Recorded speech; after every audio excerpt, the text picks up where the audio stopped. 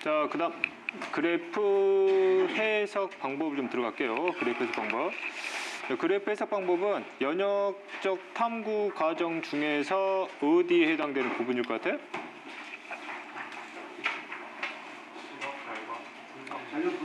그렇지, 자료 해석 관계지. 그래서 실험 결과들을 눈에 편하게 만드는 거거든. 보기 편하게. 이제 그걸 이제 표라든지 그래프로 바꿔가지고 이제 그걸 이제 해석을 할 거야. 조작 변인과 정속 변인 관계를 해석하는 방법인데 그 중에 하나가 그래프 해석 방법이 있어요. 그렇지? 이때 이제 그래프 해석 방법은 주로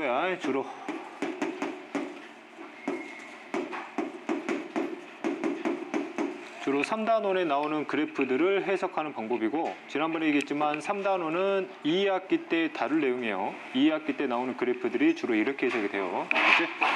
일단 여기에 나와 있듯이 한 종류의 조작 변인과 정속 변인과의 관계가 나왔을 때, 다시 한번 얘기하면 조작 변인이 원인이고 정속 변인이 결과이기 때문에 조작 변인의 변화에 따른 정속 변인과의 관계를 확인하는 그래프라고 보면 되는 거지.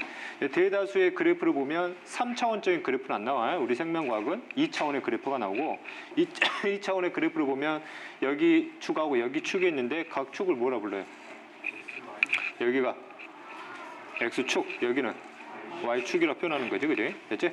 그래서 이제 그래프 해석 방법인데, X축의 값은 여기를 기준으로 해서 이렇게 가면 갈수록 값이 뭐해지는 거야? 커지는 거지. Y축도 마찬가지로 이렇게 가면 갈수록 값이 커지는 거고. 됐지? 그래프가 이렇게 나올 수도 있거든. 그래프가 이렇게 나올 수도 있지? 그지? 얘가 무슨 축이? X축. 얘가 Y축이 되는 거잖아. 그러면 X축이 이렇게 가면 값이 뭐해지는 거야? 커지는 거지. 이렇게 가면 커지는 거예요. 커진다고 해. 수학하고 과학에서 의미하는 그래프는 달라. 알았어? 여기는 뭐 하는 거야? 커지는 거야. 알았지? 너희들 수학적 기호를 과학에서 쓰는데, 과학에서 사용하는 수학적 기호는 말 그대로 기호만 빌려오는 거지 의미까지 따오는 게 아니야. 알았니? 예를 들면, 얘도 뭐 물리 시간에 배우겠지만 어떤 물체가 이쪽 방향으로 이동을 해요. 그렇지? 이때 속도가 3m/s라고 볼게요. 3m/s.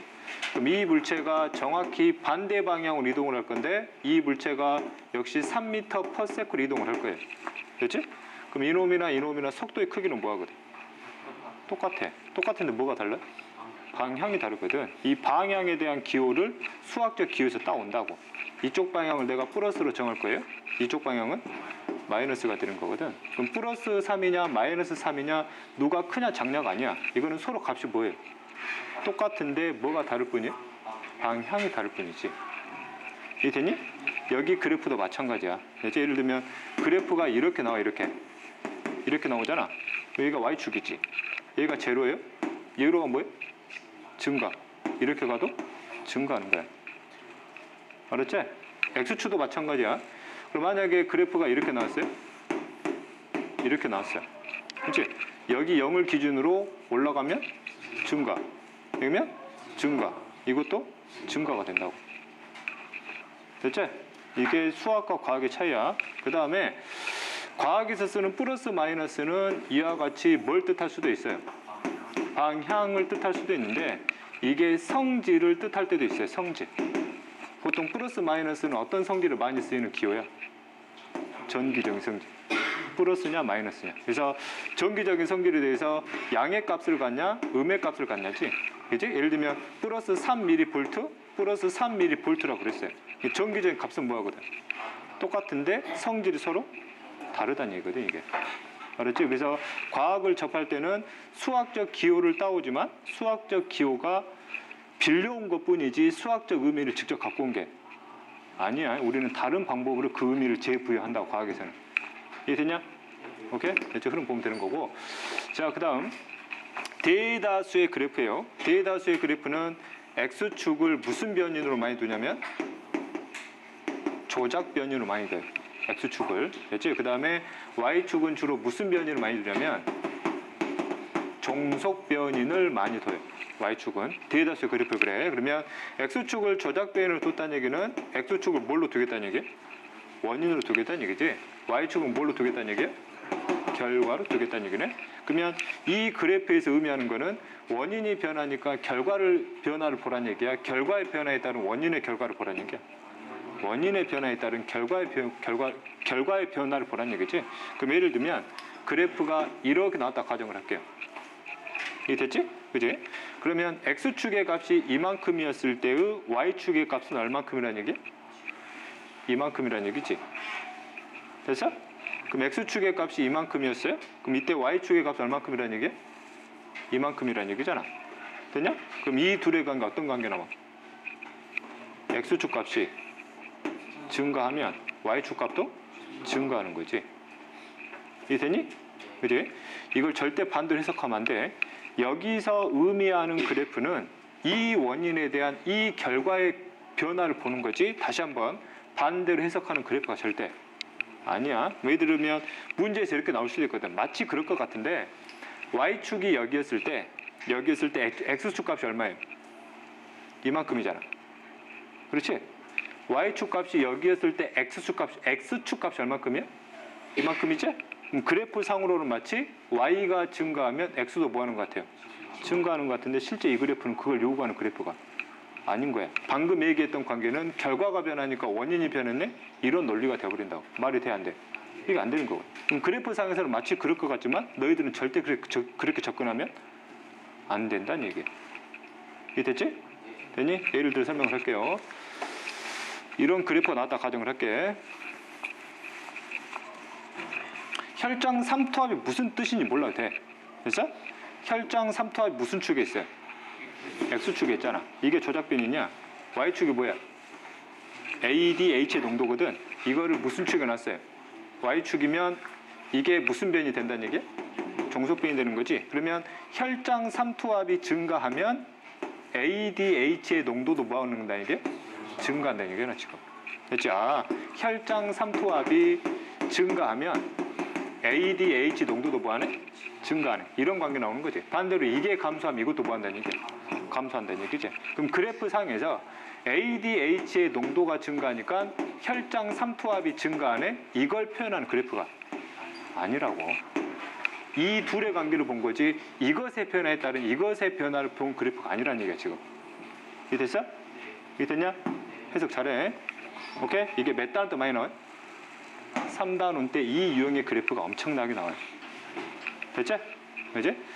자, 그 다음 두 번째 그래프 볼게요. 방금 거는 뭐야? 조작변이니? 한 종류만 나왔지? 두 번째는 조작변이를 두 종류를 동시에 줄 거예요. 몇 종류를? 두 종류를 동시에 줄 거야.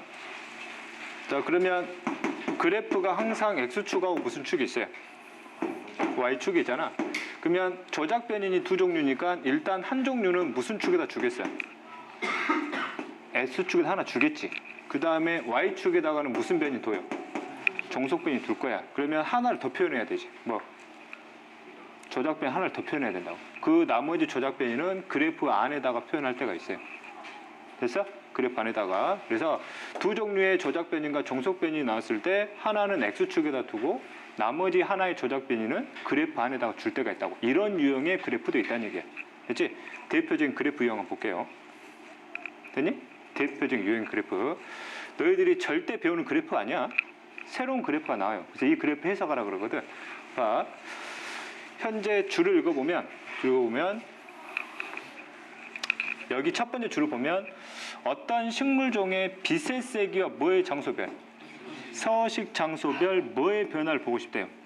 순광합성률을 보고 싶다는 얘기지. 그지? 그러면 순광합성률을 알고 싶은 결과니까 이걸 Y축에다 둬서 무슨 변이나 뒀어요? 종속 변이로 뒀거든. 됐지? 그러면 이것과 이것의 관계에 따른 이것의 관계를 본 거잖아. 그럼 조작 변이를 몇 개 둔 거예요? 몇 개? 두 개를 둬서 이 두 종류의 조작 변인과 이것의 관계를 확인한 그래프라고. 이 그래프는 어떻게 나온 거냐면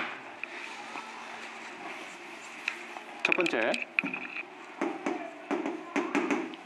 빛의 세기와 순광합성률에 대한 가설을 세워가지고 뭘 해요? 실험을 해서 결론을 내렸겠지. 됐어? 두 번째, 무슨 장소에 따라서? 서식 장소에 따른 순광합성률에 대한 관계를 또 한 번 가설을 세워가지고 이것을 뭘 통해서? 실험을 통해서 결론을 내렸단 말이야. 그럼 결론이 몇 개 나와요? 두 개 나오잖아. 이 두 개의 결론을 하나의 그래프에다가 표현한 거야. 이해됐냐? 그러면 이 그래프를 보면 이것과 이것의 관계와 이것과 이것의 관계를 한꺼번에 해석할 수 있는 그래프란 얘기야. 이해됐지? 그래서 여러 가지 가설을 증명한 내용들을 하나의 그래프 속에다 집어넣다 보니까 종속 변이는 하나인데 조작 변이를 몇 개를 표현한 거야? 두 개를 표현한 거라. 그래서 하나는 여기다가 또 하나는 여기다가 그래프 안에다 그냥 표현을 해버린 거라. 이해됐지? 그럼 그래프 상에서 볼게요. 그럼 그래프 상에서 나는 뭐와 뭐의 관계를 볼 거냐면 빛의 세기와 순광합성률에 대한 관계만 볼 거야. 그래서 이 그래프에서 그러면 이 그래프에서 이것만 조작시키고 이거는 조작시키면 돼, 안 돼? 안 되잖아. 그럼 그래프 상에서 이거를 뭘 시켜버려야 돼? 통제시켜야 이것의 관계가 정확히 나오는 거지. 됐어? 봐. 그럼 내가 통제시켜야 할 조작 변인이 어디 속에 있어요? 그래프 속에 있거든. 그럼 그래프 안에 들어가 있는 조작 변인을 통제하는 방법은 둘 중에 몇 개만 보면 되냐면 하나만 보면 돼요. 그렇지? 서식 장소가 몇 군데 나와? 두 군데 나오거든. 뭐하고? 극지형하고 그다음 무슨 지형? 온대 고산형 지형. 됐어? 그럼 둘 중에 몇 개만 보면 돼? 하나만 보면 돼. 내가 극지형만 볼 거야. 그러면 빛의 세기가 증가하면 광합성률이 뭐하고 있어요? 증가하고 있거든. 아, 빛의 세기가 증가하면 순광합성률이 뭐하는구나? 증가하는구나. 뭐 위에를 봐도 상관이 없지. 위에를 봐도 빛의 세기가 증가하면 순광합성률이 역시 뭐하고 있거든? 증가하고 있거든. 그래서 이것의 관계를 정확히 확인할 수 있다고. 이해됐어? 그러면 이 그래프 상에서 이것과 이것의 관계를 확인하고 싶은 거야. 그럼 그래프 상에서는 뭘 조작해야 되지? 이걸 조작해야 되지. 그럼 뭘 통제해야 되냐? 이거를 통제해야 되지, 그래프 상에서. 그럼 그래프 상에서 빛의 세기는 지금 무슨 축에 있단 말이지? X축에 있잖아. 그럼 X축에 있는 값을 통제하는 방법이야. X축에 있는 값을 통제하는 방법은 특정 지점을 뭐예요? 집어. 특정지 집어. 집어가지고 무슨 선을 그으면 되냐면 수직인 선을 그으면 돼요. 됐어? 그럼 봐. 그러면 극지형이나 온대고산형이나 똑같이 몇의 세기를 준 거야? 20의 빛의 세기를 준 거야. 20의 빛의 세기를 똑같이 줬을 때 극지형에서의 순광합성률이 이만큼이고 온대고산형에서의 순광합성률이 이만큼이라는 얘기지. 됐어? 그러면 같은 빛의 세기에서 어느 지역이 순광합성률이 높아요? 온대고산형의 순광합성률이 더 높게 나온다. 이해됐냐? 오케이? 그러면 이것의 관계를 통해서 이것과 이것의 관계를 우리가 확인할 수 있는 거지. 이해됐지? 대표적인 그래프 보는 방법이고, 과거에 이런 식의 유형의 그래프가 나왔고, 이 그래프도 한번 해석을 해볼게요. 해볼게요. 현재 Y축에 뭐가 나왔어요? 포화도. 이게 무슨 변인? 종속 변인. 이거는 조작 변인. 됐지? 그 다음에 그래프가 이렇게 나오는데 그냥 봐. 이거 외우는 거 아니야. 그냥 그래프 해석하는 거야. 그래프 몇 개 나왔어요? 3개 나왔다. 빨간색이 이산화탄소 양이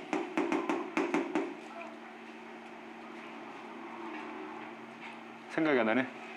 그래, 60일 때.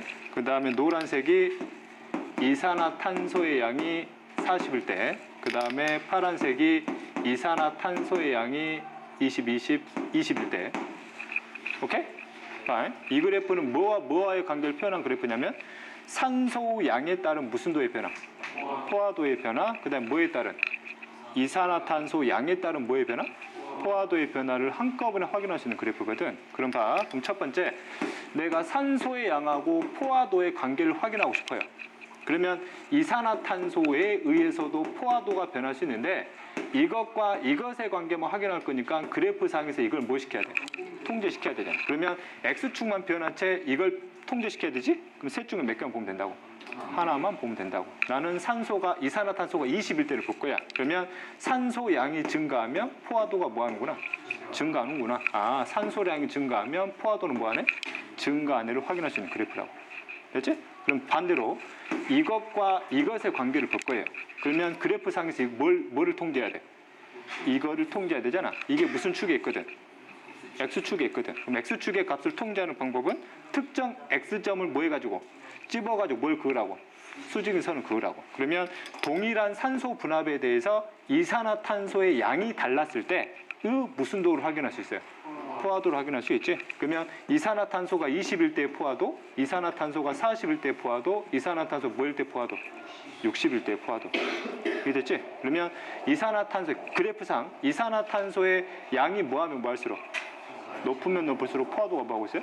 증가하고 있는 그래프다라고 확인할 수 있는 거지. 그렇지? 또는 그래프가 이렇게 바뀔 수도 있어요. 예를 들면 내가 이거를 20, 이거를 40, 이거를 뭘로 바꿔버리면 60으로 바꿔버리면 이제 조작 변형 관계가 다르게 나오는 거지. 이산화탄소량이 뭐 할수록 감소할수록 포화도가 뭐 하고 있어요? 증가하고 있네. 이렇게 해석할 수도 있는 거고. 상황에 따라서. 이해됐냐? 그래서 이런 유형의 그래프가 작년 모의고사 때 한번 출제가 됐어요. 이런 유형의 그래프가 너희들이 어떤 식으로 해석을 해야 될지 몰라고 얘들이 많이 틀렸거든. 그렇지? 대표적인 유형의 그래프 중 하나야. 이해됐니? 오케이? 이제 자, 그 다음 두 종류 이상의 조작 변형과 종속 변형의 관계인데 이런 유형의 그래프도 있다는 거 지금 알려주는 거야. 현재 너희 1학년 입장에서는 방금 얘기했던 첫 번째하고 몇 번째 지금 두 번째 사례에 대한 그래프를 핵심적으로 알면 되고 세 번째부터 나오는 그래프는 3단원, 4단원에서 확실하게 알아야 될 그래프야. 알았지? 그때는 언제 정확히 알면 돼? 3단원, 4단원 때. 그럼 지금 보여주는 거는 이런 유형의 그래프도 있다라는 걸 지금 보여주는 거야. 이해됐니? 이제 해볼게요. 이런 그래프가 나왔어요. 이런 그래프. 항상 문제를 보면 문장을 보면 어떤 관계를 확인한 그래프인지 문장화가 되어 있거든. 그럼 여기서 보면 혈장 삼투압, 혈액량, 혈압의 변화에 따른 뭐의 농도 변화를 보고 싶대요. 혈장의 호르몬 A의 농도를 보고 싶대요. 그래서 알고 싶은 결과가 뭐야? 혈장의 호르몬 A 농도니까 이게 무슨 변이냐? 종속 변이지. 그래서 무슨 축에 나눴어요? Y축에 나눴거든. 그 다음 현재 이걸 변화시키는 조작 변이를 몇 가지를 둔 거야 지금? 몇 가지? 세 가지 뒀지. 뭐의 변화에 따른? 혈장 삼투압에 따른 변화. 그 다음에 혈액량에 따른 변화. 그 다음에 혈압의 변화에 따른 변화. 이해됐어? 이 세 가지 조작 변이과 종속 변이과 관계를 봤는데 X축에다가는 그냥 무슨 값으로 표현했어요? 상대값을 표현했는데 이것의 명칭을 정확히 제시했어 안 했어? 안 했지. 그 말은 무슨 말이냐면 이 세 가지 조작 변이를 전부 다 무슨 축에다 놓고 해석하라는 얘기냐면 X축에다가 놓고 해석하라는 얘기야. 이런 유형의 그래프도 있다고. 예를 들면 내가 혈장 삼투압과 호르몬 A의 관계를 볼 거예요. 그러면 여기 X축을 뭘로 잡으면 돼? 무슨 삼투압? 혈장 삼투압으로 보면 되는 거지. 이해되냐? 그러면 이것과 이것의 관계를 본 거니까 혈장 삼투압은 그래프를 어떤 걸로 표현했대? 이걸로 표현했대요. 실선, 점, 실선으로 되어 있는 거야. 그럼 어떤 그래프 보란 얘기야? 이거를 보란 얘기지. 이해됐어? 그치? 그러면 혈장 삼투압이 증가하면 호르몬 A의 양이 뭐하고 있다는 거? 증가하고 있다는 거 확인할 수 있는 그래프지. 이해됐냐? 그치? 자, 그 다음에 혈액량 볼게요. 그럼 내가 여기를 무슨 양으로 둘 거야? 혈액량으로 조작변을 두게 되면 혈액량의 변화에 따른 호르몬 A 농도 변화의 그래프를 확인할 수 있는 건데 이때 혈액량은 그래프를 뭐로 보래요? 점선으로 보란 얘기지. 근데 여기서 애들이 헷갈리는 거야. 점선이 지금 뭐하고 있어요? 내려가고 있잖아. 얘들이 무슨 해석이 오냐면 아 혈액량이 줄고 있네 이렇게 해석을 해요. 그 말이냐? 지금 이렇게 변하는 거는 X축하고 Y축이 동시에 변하는 거지. 그럼 이렇게 내려가면 그림상 내려가는 것처럼 보이지만 X축은 뭐하고 있어요? 증가하고 있거든. Y축은 뭐하고 있어요? 감소하고 있잖아. 그럼 봐. 그럼 이 그래프 상에서 혈액량이 증가하면 호르몬 A의 양이 뭐하고 있어요? 줄어들고 있는 거지. 이해됐지? 이런 유형의 그래프도 있다고. 이해됐니? 오케이? 이제 자, 그 다음 X축에 뭐가 들어가는 경우도 있어? 시간이 들어가는 경우 있다. 뭐가 들어간 경우? 시간이 들어간 경우. 지금 보여주는 거는 다시 한번 얘기하지만 이런 유형의 그래프가 있다라는 걸 지금 알려주는 거야. 그치? 시간은 계속 뭐하니? 변하지? 시간은 무조건 변해요. 시간은. 자, 봐. 첫 번째 문장을 보면 항상 이 그래프에 대한 내용이 나와요. 뭐와 뭐와의 관계를 확인한 그래프라는 거. 첫 번째 뭘 한 다음에?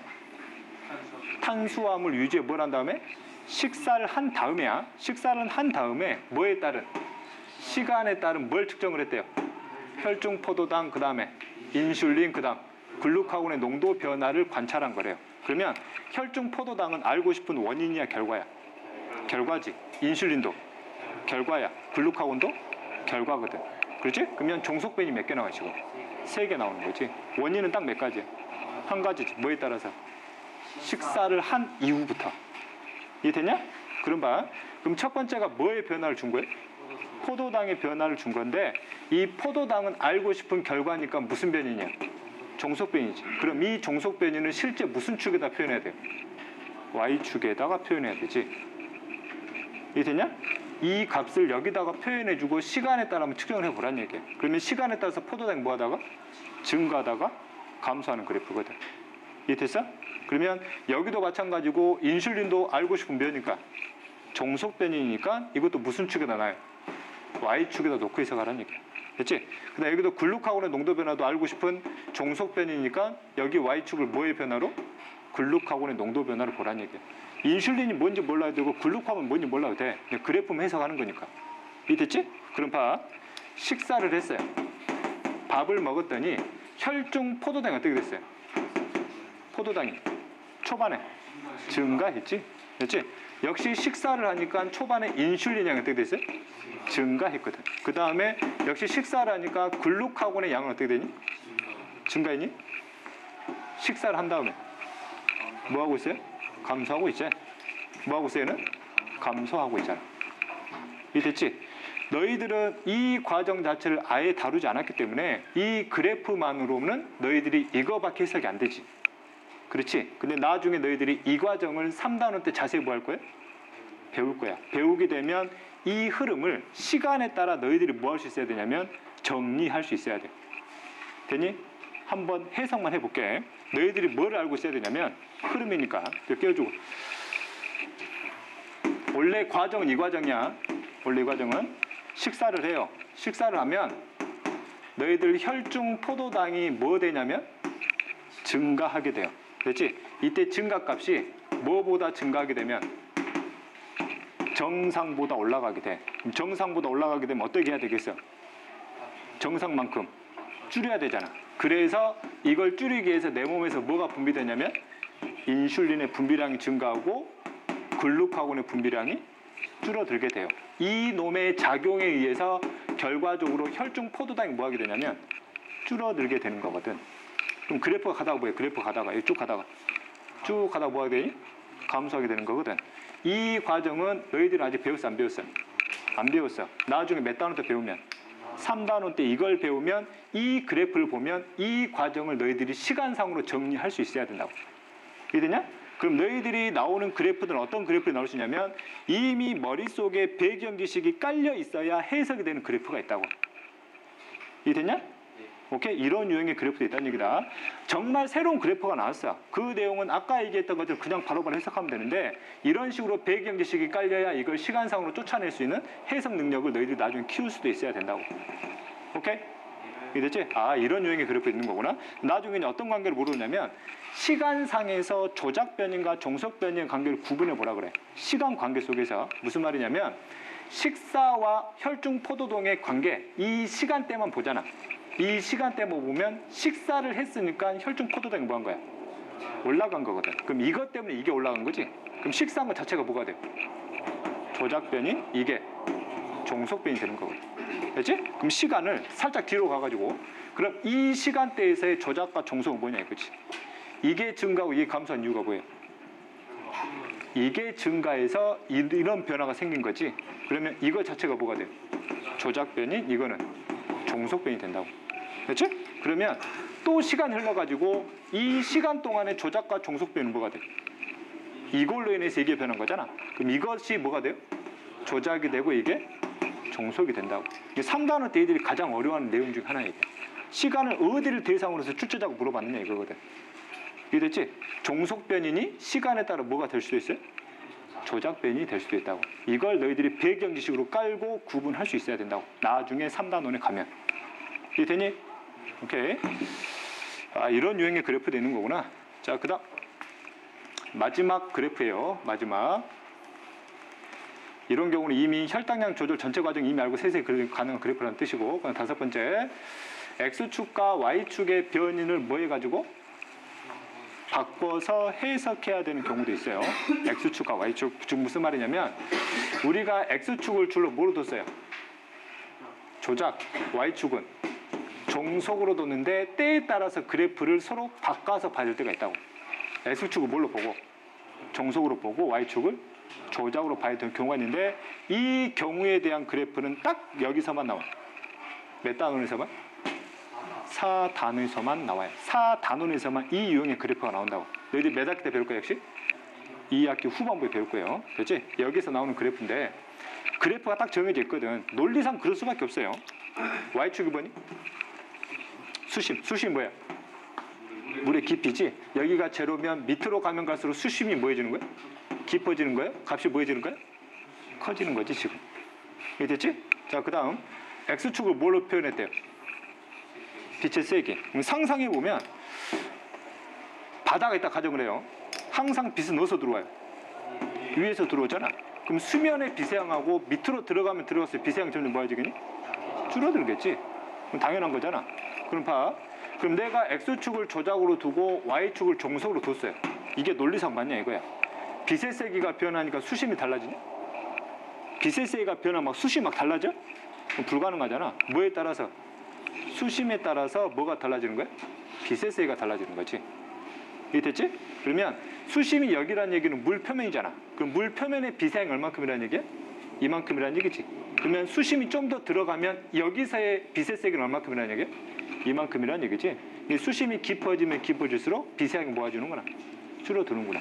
됐지? 이런 유형의 그래프가 4단원에서 나온다고. 오케이? 됐지? 또 이와 유사한 그래프가 또 하나 있어요. 유사한 그래프. 역시 X축이 뭐야? 빛의 세기. Y축. 숲의 높이다. 됐지? 숲은 나무가 작은 게 모이는 거야? 큰 게 모이는 거야?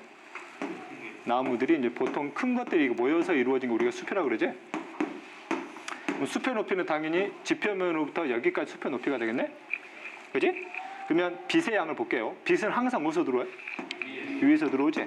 그럼 숲의 깊이가 깊어지면 깊어질수록 빛의 양은 늘겠니 줄겠니? 당연히 줄겠지. 그걸 표현한 그래프거든. 그럼 여기를 내가 조작변을 뒀어요? 여기를 종속변을 뒀어요. 아, 빛의 세기가 변하니까 숲의 높이가 달라지네? 말이 안 되는 거거든. 뭐에 따라서? 숲의 높이에 따라서 뭐가? 빛의 세기가 달라지는 거지. 그럼 여기가 빛의 양이 가장 많을 거고 여기가 빛의 양이 가장 적겠지. 그러니까 여기서는 높이가 가장 높은 데서는 빛의 양이 이만큼인데 밑으로 내려가면 내려갈수록 빛의 양이 뭐해진다는 얘기야? 줄어든다는 얘기지 지금. 이해됐냐? 그래서 이런 유형의 그래프도 있는데 이런 유형의 그래프는 다시 한번 얘기하지만 몇 단원에서만? 4단원에서만 나온다고. 오케이? 이해됐지? 우리가 주로 알아야 될 건 아까 얘기했던 그래프 해석할 때 주로 X축은 뭐? 조작, Y축은 뭐? 종속으로 두고 해석을 하면 된다고. 지금 너희들은. 됐냐? 오케이? 됐지? 자, 그 다음에 이제 무슨 법 들어갈 거예요? 귀납법 들어갈게요. 여기까지 하면 무슨 법이 끝났어? 연역법이 끝났다. 연역법이나 귀납법이나 공통점이 뭐예요? 자연현상이라는 결과에 대한 원인을 찾는 거였지. 연역법은 원인을 미리 뭐 한 다음에 생각을 한 다음에 그걸 실험을 통해 증명한 거고, 그럼 귀납법도 똑같이 원인을 찾을 건데 그 원인을 찾는 방법이 연역법하고 뭐 하다는 얘기야? 다르다는 얘기야. 됐지? 다시 한번 정리해 볼게요. 귀납법은 흐름만 잡으면 된다. 뭐만? 흐름만 잡으면 돼. 연역법은 다시 한번 얘기하지만 일어난 결과에 대한 원인들이 있으면 이 원인을 미리 뭐 한 다음에 생각을 해서 가설을 설정한 다음에 그 가설을 뭘 통해 증명을 했어요? 실험을 통해 증명한 거 있지? 지난 시간에 귀납법 같은 경우는 크게 실험 한 달씩 안 한다고 그랬어요. 안 한다고 그랬지? 실험할 수 없는 대규모의 자연 현상들 같은 경우는 그 원인을 귀납법으로 찾는다고 그랬지? 가장 큰 차이점이야. 여기는 실험하지만 여기는 실험하지 않지. 예를 들면 너희들 지금 과학 배우잖아. 과학 배우지? 지금 이거 배우고 있지? 아직 안 배웠냐? 빅뱅 아직 들어갔어 안 들어갔어? 들어갔어? 빅뱅 들어갔어? 그래? 우주의 탄생을 지금으로부터 몇 억 년 전으로 추정을 해요. 137억 년 전으로 추정을 하지? 이거 실험할 수 있냐고? 실험할 수 없지. 그럼 이거 어떻게 찾았어요? 무슨 법으로? 기인화법으로 찾았다고. 됐지? 지금으로부터 지구의 탄생을 몇 억 년 전으로 봐요? 대략 45억 년 전으로 보거든. 이거 실험할 수 없잖아. 이런 경우 뭘로 찾아요? 기인화법을 찾는다고. 이해됐지? 그지? 그래서 기인화법은 어떻게 찾는 건지 한번 해석을 좀 할게요. 흐름만 먼저 잡으면 돼. 교재에 나와 있는 기인화법의 과정을 바로 주고 설명하면 애들이 이해를 아예 못하더라고. 그래서 흐름을 잡아주고 그 다음에 교재에는 왜 그런 과정이 적어져 있는지를 이제 설명 좀 할게요. 기인화법이나 연역법이나 항상 시작은 똑같아요. 무슨 현상 관찰해요? 자연 현상을 관찰을 해요. 똑같아. 그리고 뭐에 대해서? 원인에 대해서 뭐 한단 말이지? 궁금해하는 건 똑같아. 그러니까 똑같아. 그럼 연역법 같은 경우는 원인을 미리 뭐 했어요? 미리 생각을 했는데 기인화법은 아예 원인을 처음부터 생각해야 안 해. 아예 안 한다고. 아예 처음부터 원인을 생각하지 않아요. 그 원인을 언제 찾을 거냐면 가장 마지막에 찾을 거야. 됐지? 그러면 관찰을 하면 이 실험자가 이 과학자는 뭘 하냐면 최초에 관찰됐던 자연 현상과 이 자연 현상과 뭐한 유사한 또 다른 뭘 찾아서 자연 현상을 또 찾기 시작을 해. 됐지? 그럼 자연 현상은 이미 일어난 뭐예요? 결과잖아. 이것과 유사한 결과들을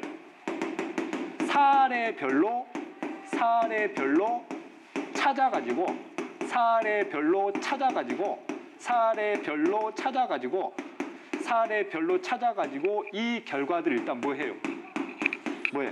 수집을 먼저 한다고. 됐지? 유사한 결과들을 많이 수집을 해요. 수집되는 사례가 많으면 많을수록 뭐예요? 좋은 결과를 얻어낼 수 있어요. 봐.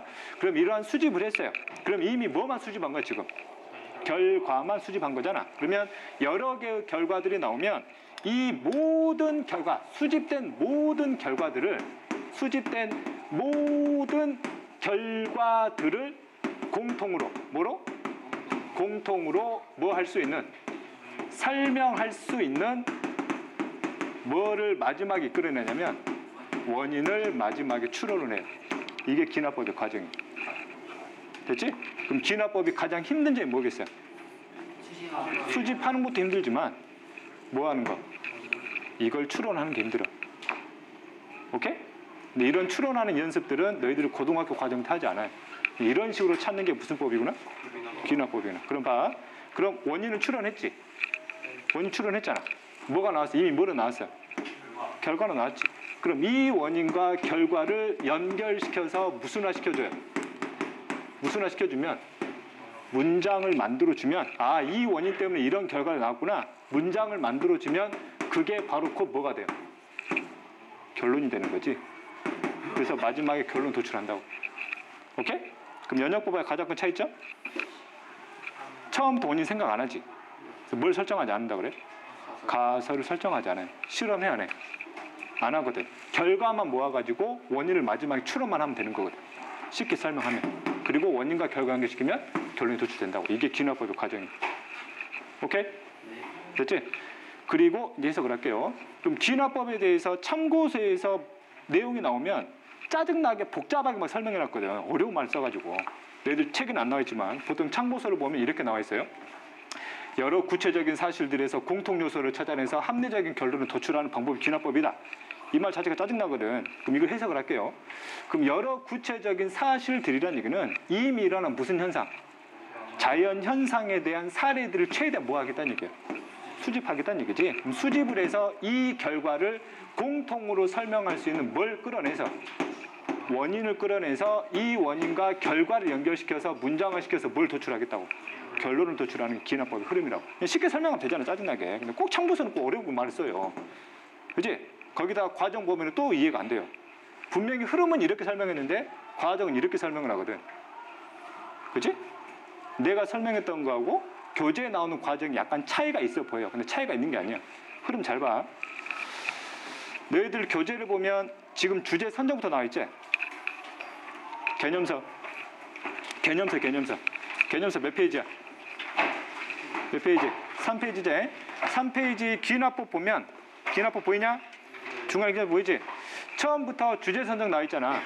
봐. 무슨 말이냐면 첫 번째 자연현상 관찰이지? 아까 했지? 자연현상을 관찰했어요. 특정 자연현상을 관찰하고 원인을 뭐 해봤단 말이야 지금? 궁금했지? 여기는 똑같다 그랬지? 원인을 궁금해한 다음에 이제서부터 그 원인을 뭐 해봐야지? 찾아봐야지 마음의 결정을 내렸어요. 그거 자체가 뭘 선정한다 그래? 주제를 선정한다 그래. 마음을 정해서 이 원인 찾아야지. 그럼 이 원인 찾으려면 이와 유사한 자연 현상들에 대한 사례를 뭐 해야 돼? 수집해야 되잖아. 근데 수집하기 전에 뭐 한다 그래? 관찰 방법을 고안한다 그러거든. 무슨 말이냐면 이때 사례가 여러 개 있을 거 아니야. 사례 1도 있고 사례 2도 있고 사례 3도 있고 사례 4도 있고 사례 5도 있고 사례 6도 있고 사례 7도 있고 사례 8도 있고 막 여러 가지 사례들이 있을 거란 말이야. 그럼 사례들에 대한 자연 현상을 내가 관찰할 건데 그래야 수집이 될 거 아니야. 그럼 사례별로 관찰할 수 있는 방법이 다 똑같겠냐고. 똑같겠니?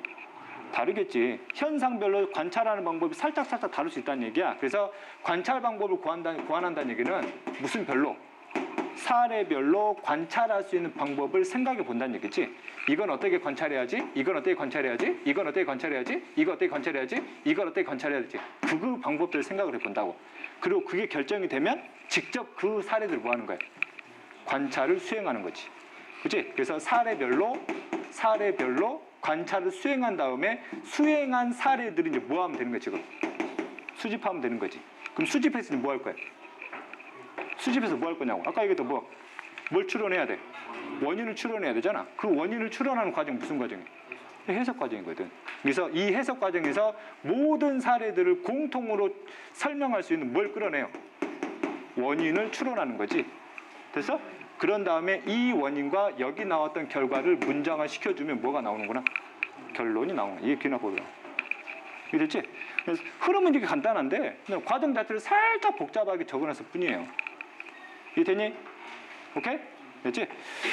자, 그런 다음에 실제 기납법으로 설명했던 가장 대표적인 이론들이 아까 얘기했던 뭐 우주의 탄생이나 지구의 탄생도 마찬가지고 그 다음에 무슨 설?